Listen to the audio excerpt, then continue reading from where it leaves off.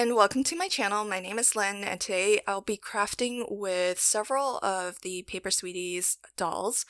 And all throughout the month of May, actually, there's a sale going on. You can get 25% off of any of the dolls and their outfits. So there are 4 female dolls. I'm working with Abigail here, and then there's 1 male doll, Jake. And there are tons of outfits that you can use on all of the dolls, including costumes for the various holidays. So a lot of fun if you love paper piecing, paper dolls, then you'll love this collection. I've also pulled in some images of these 2 kiddos. They're actually from a planner series stamp set, and so they are not part of the doll collection. And then I've also pulled in a kitty cat from the one of the pet stamp and die sets, and so that's also not part of the doll collection. But I thought that it would make the kids and the cat would make for good additions to the family sort of family portrait that I'm creating. So my inspiration for this card is have you seen those home decor portrait frames? But it's not a single frame, it's multiple frames, but they're all connected, so it's all one large piece but made up of individual smaller frames.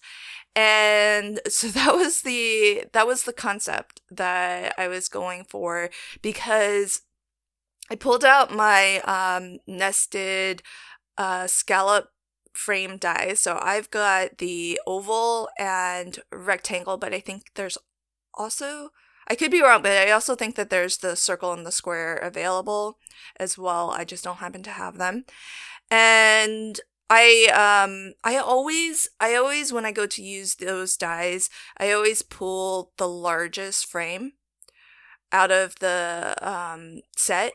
And that's because I feel like it's a really good size to frame your focal image, especially on USA 2 size cards, which is what I generally create. And so these smaller frames, they get pretty small, and I feel like they're really great for sentiments, but I wanted to challenge myself to use them in a different way, and also just to make more use out of them, because I feel like I think there are some of the smaller ones in particular, or the smallest one in particular, I should say, I don't think I've ever used. So the idea came to me to use them in that sort of collaged portrait frame style. And so what I've done is I've die cut the frames multiple times, and I've stacked them 2 deep, so that there's a little bit of dimension, so that it looks like, you know, the frame is, or the photo is recessed within the frame. And after I stamped and colored and assembled the outfits for my characters, I sort of used the die cut frame to position over each of these images, and then I traced a line inside that aperture. And when I went to cut out all of these pieces, I know it was probably a little bit hard to tell on camera, because the pencil marks I tried to keep pretty light so that it's easy to erase them later, but I actually cut outside of that pencil line by about, I mean, it doesn't have to be precise, of course, but I was aiming for about you know, an eighth, a 16th of an inch or so, a comfortable margin so that I can attach my frames. And so here you can see that it's a pretty thin border because it is scalloped. You don't have a lot of cardstock there, so that's basically the amount of margin outside of my pencil mark that I was aiming for, enough so that I can get a nice stick to these frames. And so I'll go ahead and frame up all of my images here, and of course whatever adhesive you want to use. You could use maybe a dotty tape runner on the backs of these frames as well. It's going to be a lot less messy. I had a lot of liquid adhesive kind of ooze out onto my cutting mat here. But then the fun part came of collaging, figuring out how to arrange these photos. Now, for a moment, I thought, well, they can all actually just fit onto this 4x6 card base without actually overlapping or connecting them. And so I considered doing that instead of going for my original concept of connecting them. But as I was thinking about that, I decided to swap out the pattern paper that I wanted to put behind. I wanted this to sort of look like wallpaper, but I didn't want it to be too busy so that the photos really stand out and there's nothing competing, for your focus on the front of the card.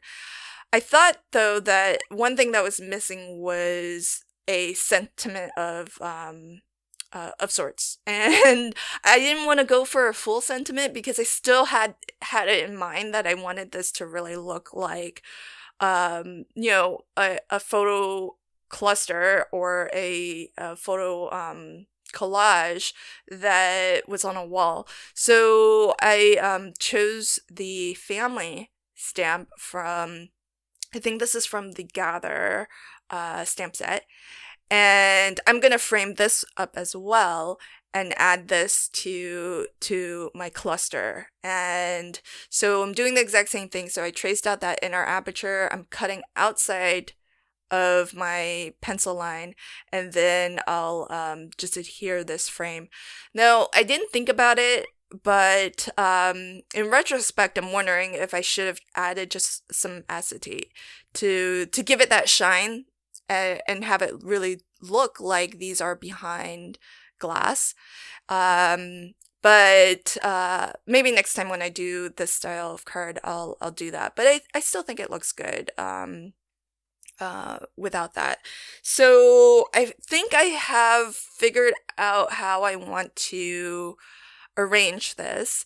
I sort of wish I had taken a picture because I thought I found one arrangement that I liked a lot, and then I thought, well, let me see if there's something else that I can do that I might like more.